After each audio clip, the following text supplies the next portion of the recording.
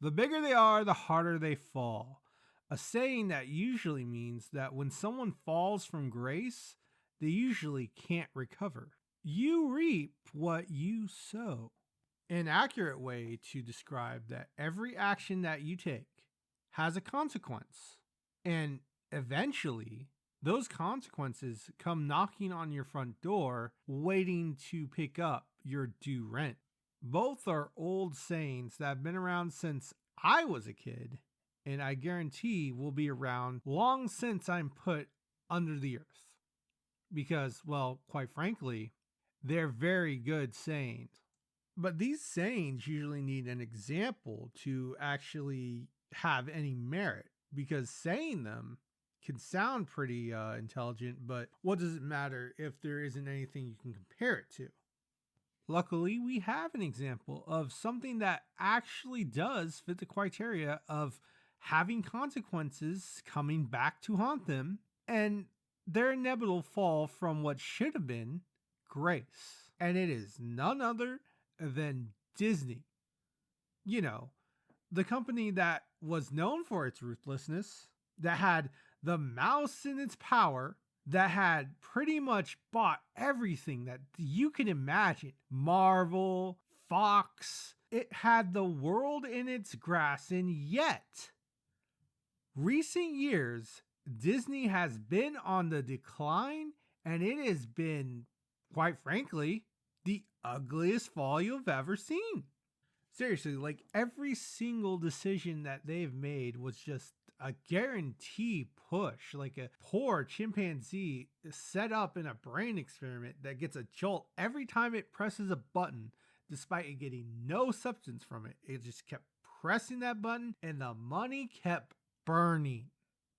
It's burned so bad to the point that Disney's own parks, the biggest thing that they're known for, Disneyland. Everyone wanted to go there for the summer because it was Disneyland, because you get to see Mickey, you get to ride rides. Well, that can no longer give them any more money. And it's not like, they're not making anything out of these parks. It's just whatever they're making out of these parks, it is not translating to a profit. Now, I don't know if anyone knows how business work, but Rule 101 is that businesses need to make money mainly to keep afloat. Like, companies can be the most greediest things in the world, and they just always need money. They always need to pay a really important CEO. They need to make sure they can pay their employees. They need to pay their lawyers. And quite frankly, in the world that we live in, companies need money, and money is just a whole ton of power. And Disney is losing that power. And it seems like they just can't catch a break.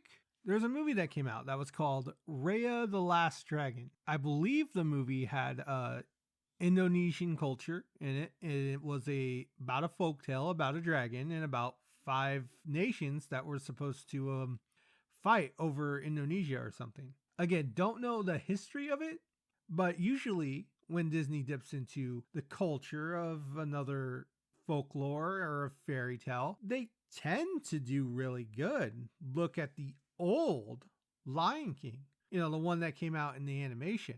We don't want to talk about the live action one, but by all metrics, from what I've heard, Raya should have been a success.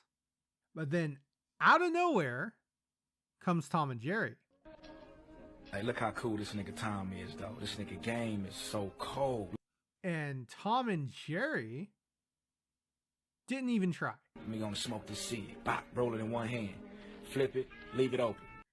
From what I've heard, the movie didn't have a good plot, didn't have a good story. The human characters in said movie were boring. However, that movie beat Raya. Let the mouse lick it. Come here, bitch.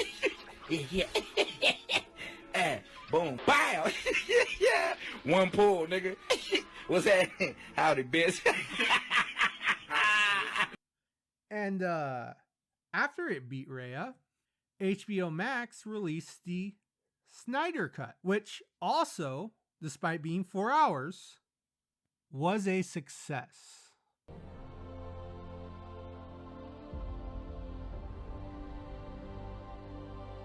Now, I know that this alone seems, well, I would have to say that it wouldn't be 100% convincing, but this all comes right after probably some of the worst PR you've ever imagined. Seriously, like everything that could go wrong for Disney went wrong in the PR development. And from what I've heard, PR is supposed to be like gold, like the I guess the fountain of youth, if you want to put it into value. Disney craves PR more than it craves morals, obviously. And quite frankly, they can't get any of it. They can't get any good PR.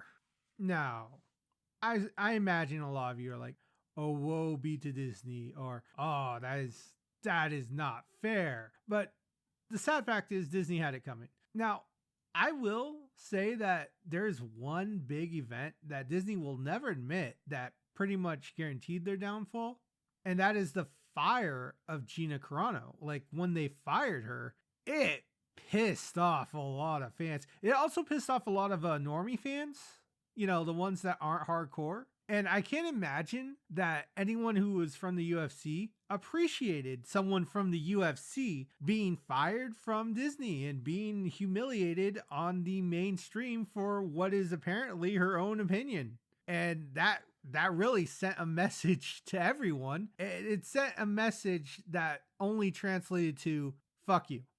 And when Disney told everyone fuck you, they took it personally. And you can't really blame them. This is Disney.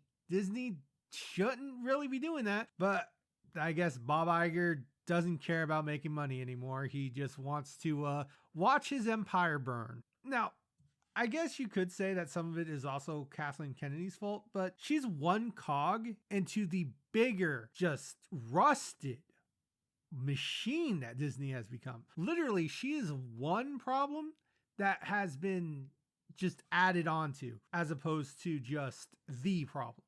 I mean, she probably is the main problem right now, but she's not the only problem. You have to understand Disney pretty much had everything going for it, and then it bought Machinima 5 years back, and nobody remembers that. No one remembers when they bought Machinima, and it cost them a pretty penny, and they had to try and get that back from the courts. We never actually got an answer whether they got that back from the courts or not. And then on top of that, they bought Fox. And when they bought Fox, I think it was after they bought Marvel and Star Wars. And after they bought these things, the guy who sold them Fox, I forget his name, but he's like a multi-billionaire, someone that people don't like, but someone who shows that he, quite frankly, just wants to make money. This guy ended up selling Disney, Fox, and getting a pretty penny, and then spending around pennies, for him at least, for something that's very similar to what Disney has, but already built up. So Disney had to build up Disney Plus with everything they had, hoping to make a profit, and they spent so much money that it actually kind of, like I said earlier, bit them in the ass. It literally bit them right in the tush. As sad as all that sounds, don't weep for Disney. Like, they honestly have it coming. Right now, they're going after anyone who criticizes The Last Jedi. You know, The Last Jedi, the movie that everyone thought was going to be good. And then it came out and it literally, everyone says it split the fan base. I say it split the fan base in an uneven pie. Literally, like, I think it threw out 80% of the audience. And then what was worse is when The Rise of Skywalker came out, it pretty much killed anything good for Last Jedi, which if I were to pick it apart, I can probably pick some things that are actually interesting. But what's the point? Like, they just threw out the whole entire plot with the third movie getting released, so they didn't really care. And it shows. And then don't even get me started with High Republic. Just fuck Disney. Honestly, that really pissed me off. It also pisses me off that that they might not even make the Knights of the Old Republic, or if they do, they're gonna try and tie it into the High Republic somehow. So it's like they pretty much destroyed one of my favorite games of all time while tearing one of my favorite, space fantasies of all time. Good job, Disney. You just guaranteed pretty much, I'd say, 90% of people who watch Disney aren't going to be on Disney Plus, because a lot of people watch Star Wars in the past as kids who are around 28 to 30 now. Good job. I actually have some stuff that I actually want to do lined up. Like, I meant to do a Final Fantasy VII playthrough of the remake.